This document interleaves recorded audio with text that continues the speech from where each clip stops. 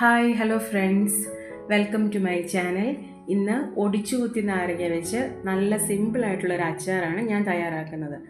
എണ്ണയോ വിനാഗിരിയോ ഒന്നും ചേർക്കാത്ത, തീ പോലും കത്തിക്കാതെ തയ്യാറാക്കാവുന്ന ഈ അച്ചാർ എങ്ങനെയാണ് ചെയ്യുന്നതെന്ന് നോക്കാം.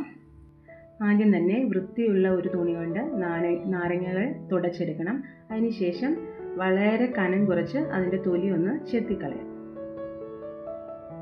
വളരെ കുറഞ്ഞ അളവിൽ നമുക്ക് ചെറുതായിട്ട് ഇതിൻ്റെ പുറംതൊലി ഒന്ന് ചെത്തിക്കളയാം. ഇങ്ങനെ ചെത്തിയാൽ മതി. ഇനി എല്ലാ നാരങ്ങയുടെയും തൊലി കളഞ്ഞതിന് ശേഷം കാണിച്ചു തരാമേ.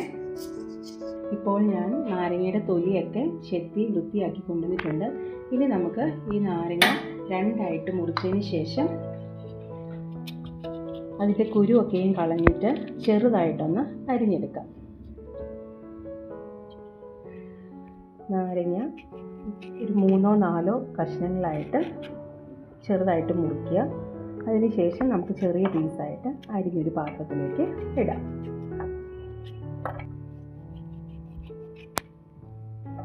കുരു കളയാൻ പ്രത്യേകം ശ്രദ്ധിക്കണം. കുരുവോടുകൂടി ഒരിക്കലും ഇടരുത്, കയ്പ്പ് കൂടും.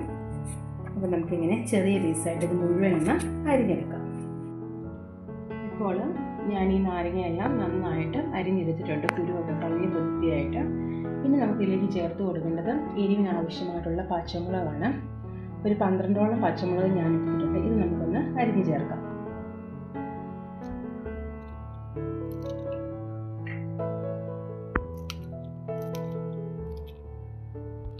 കായപ്പൊടിയോ വിനാഗിരിയോ നല്ലെണ്ണയോ ഒന്നും ചേർക്കാതെ തയ്യാറാക്കുന്ന ഈ അച്ചാർ ഫ്രിഡ്ജിൽ സൂക്ഷിച്ചാൽ എത്ര നാൾ വേണമെങ്കിലും പൂപ്പലൊന്നും അടിക്കാതെ ഇരിക്കും.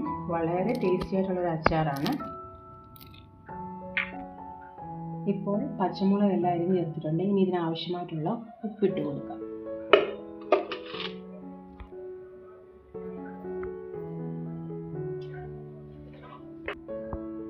ഇനി ഇത് നന്നായിട്ടൊന്ന് ഇളക്കി യോജിപ്പിക്കാം.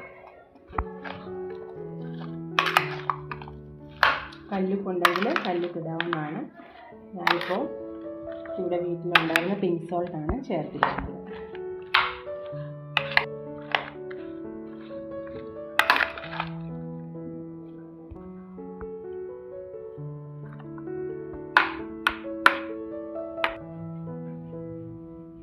ഇത് ഞാൻ നന്നായിട്ട് മിക്സ് ചെയ്തെടുത്തിട്ടുണ്ട്. ഇനി നമുക്കിതൊരു ചില്ല് കുപ്പിയിലേക്ക് മാറ്റി സൂക്ഷിക്കാം. നമുക്കിനി ഇത് കുപ്പിയിലേക്ക് ഇട്ട് കൊടുക്കാം. ഒരു ദിവസം വെളിയിൽ സൂക്ഷിച്ചതിന് ശേഷം ഇത് ഫ്രിഡ്ജിലെടുത്ത് വെക്കാവുന്നതാണ്. അപ്പോഴേക്കും നാരങ്ങയൊക്കെ നന്നായിട്ട് അലുത്ത് തുടങ്ങും. 2 ദിവസം കൊണ്ട് തന്നെ നമുക്ക് ഈ അച്ചാർ കഴിച്ചും തുടങ്ങാവുന്നതാണ്. വളരെ ടേസ്റ്റി ആയിട്ടുള്ള ഒരു പൊടിച്ചു കുത്തി നാരങ്ങ അച്ചാറിൻ്റെ റെസിപ്പിയാണ് ഞാൻ ഷെയർ ചെയ്തത്. നിങ്ങൾക്ക് നാരങ്ങ കിട്ടുമ്പോൾ ഈ രീതിയിലൊന്ന് അച്ചാറിട്ട് നോക്കണം. ഇഷ്ടപ്പെടുകയാണെങ്കിൽ തീർച്ചയായിട്ടും ലൈക്കും ഷെയറും തന്ന് സപ്പോർട്ട് ചെയ്യണേ. Thank you.